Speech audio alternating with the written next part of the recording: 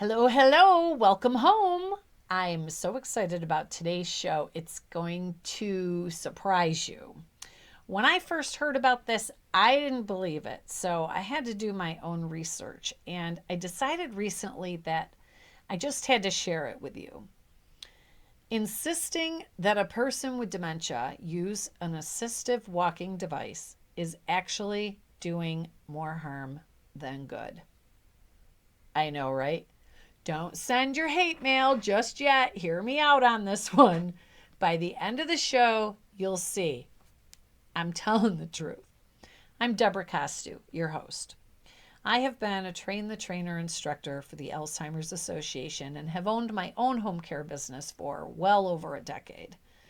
My mother was also diagnosed with Alzheimer's. She was on the 20-year plan of that devastating disease. I'm here because I found out when I worked for the Alzheimer's Association two things. Number one, how fascinating the brain is and how interesting it was that we can change the person with dementia's experience and the care person's experience, and pretty easily too, just by doing and saying things differently. And number two, I found my love of teaching. I love helping others to find solutions to their problems. I'm sure there are a few of you out there that want to keep your person with dementia home as long as possible, but you're struggling. Well, I have a solution for you. Actually, I have several solutions. The first is I offer one-on-one coaching. Some people are really at the end of their rope, and we can pinpoint your issues and focus on them during the one-on-one session. This is recorded and you get a copy of the session for your reference later on and down the road. We discuss in detail your specific problems and determine strategies to overcome those behaviors or those really tough decisions. Next is the CMDS, or the Certified Master Dementia Strategist course. Oh my God, this is so fun. Every day when the class is over, my students don't want to leave. And at graduation, they say it was so fun and enjoyable that they don't want it to be over. I even had a geriatric doctor in my course say that it was one of the best courses he had ever taken, and he went to Harvard. But you can get a list of everything the course is offering by going to the website. The link is down below. But you should know that this course is designed like no other. The title was very specifically chosen, CMDS, Certified Master Dementia Strategist. The word strategist means the ability to identify and determine creative ways to improve a situation. You won't ever need another class or another course after taking this one, because you will learn why, how, and the actions to take. It's truly remarkable. But don't take my word for it. Go to the website and watch the testimonials. Oh, and real quick, the new ebook has been very popular. It's called the Dementia Starter Kit. It's not just for beginners. And that is also on the website. And a couple of free downloads that you can't get anywhere else. That link is down below for you. So, what are you waiting for? Go over to answersoboutalz.org. Go now. I'll wait. Okay, well, that was kind of a lot, but you're so great to be patient and let me finish up this kind of stuff for all the newcomers. Before getting to the topic, oh man, let me tell you, today is gonna be interesting. When I first read about this, and there really wasn't much out there at the time about this topic. There's quite a bit more now, but and I just couldn't get on board at first. But the more I thought about it, it totally made sense. Okay, is this you? Mom, you forgot your walker. Mom, you have to use your walker. Mom, you're gonna fall if you don't use your walker. Is this you? If it is, you're going to love this segment. So get this. Studies show that people with dementia are 3 times more likely to fall when using an assistive walking device versus not using one at all. I know, right? Crazy. But hear me out on this one. And we'll go deep here. By using a mobility device, a person needs to have a lot of cognitive functioning abilities and capacity. There are many reasons why a person with dementia will actually increase the risk of falling if using a walker. And we'll touch on all of these. But the biggest reason is that the compromised brain needs things to be simplified as much as possible.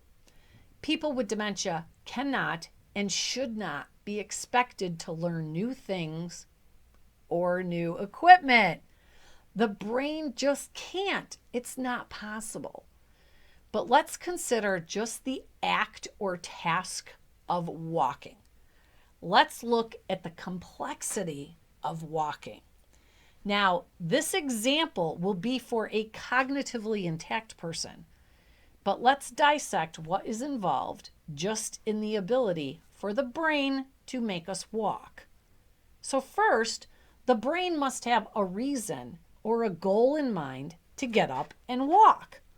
For instance, we need to toilet, or we want to get up and get a drink, or maybe answer the door. We determine a purpose to get up. So now we have a reason to transfer, walk, or move. Next, we have to stand up using our muscles.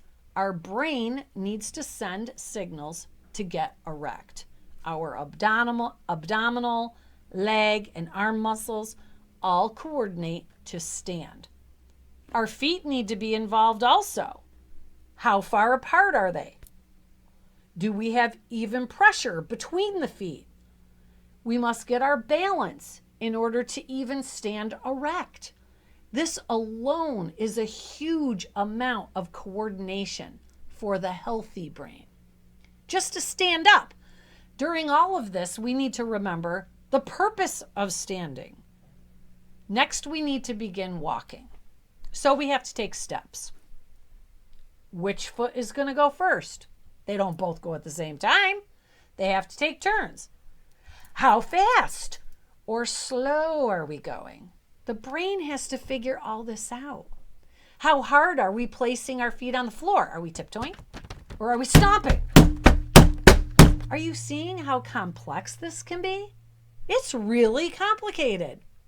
So our muscles, legs, feet, arms, back, everything. Now, also involved is balance. This includes your eyes and your ears in order to walk. You need your balance or you'll fall over, right? So now we're walking, okay? And we have to have directions, right? Where is the room we want to go to? How far away is it? How long will it take us to get there? What about depth perception? Our brain is calculating the distance. How short or long are our strides? How high off the floor, off the ground are your steps going to be? Are your feet shaving the floor? I think by now you're beginning to understand how even the simplest of tasks or activities is truly a complex coordination of the brain. It's a symphony of the nervous system to come together. Remarkable. Put remarkable in the comments if you're like me and you think this is cool. Amazing. It's a lot. So when you've got a person with brain damage and you give them a walker, it's actually counterproductive. It impedes walking rather than assists walking. It's just one more thing to throw in the already compromised brain. It's kind of like texting while driving. In a healthy adult, using a walking device doesn't hardly impact the cognitive functioning load. However, if the person has dementia, the brain function has to increase up to 40%. Wow. Is that a DBT? Is that a dementia breakthrough? put DBT down in the comments. A person with dementia needs 40% more cognitive bandwidth to properly use a walker or a cane. Do you think that's even possible? Is it possible for a person with Alzheimer's or dementia to use 40% more cognitive functioning? No, not going to happen. So when you keep harassing them to use their walker, it's just upsetting them and you, and it's truly just making them less stable and increasing their falls. I know you might need a little bit more convincing, and I did too, so we'll keep going. The task of walking requires the brain to automate the body to perform a sequence or a pattern. This requires our executive functioning in the brain. In Alzheimer's disease, the executive functioning declines early in the disease process, leading to falls. Using an assistive walking device is considered multitasking and requires much more cognitive capacity. The demands of multitasking creates cognitive overload, and the brain is no longer able to depend on the executive functioning. In addition to all of that, the affected person will not properly use the assistive device without constant reminders or cueing. And that is annoying for everyone. It just becomes yet another tripping hazard. These devices are designed to assist walking, but for those with neurodegeneration, it's the opposite effect. They become a walking disaster. They are 4 times more likely to encounter an injury-related fall from using a mobility aid. So we've talked about why it is so taxing on the brain and why the brain can't perform. But let's now discuss the social and relationship strain on using a walker or cane. Let's try to remember that their short-term memory isn't working. So saying, "Mom, you forgot your walker," over and over only makes them feel stupid. Every correction or reminder is knocking down their self-esteem.